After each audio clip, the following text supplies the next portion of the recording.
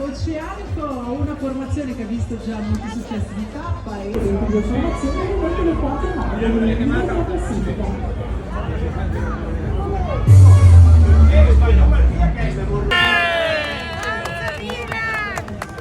of the Valle Azzurra, Davide Bagnis at the front of the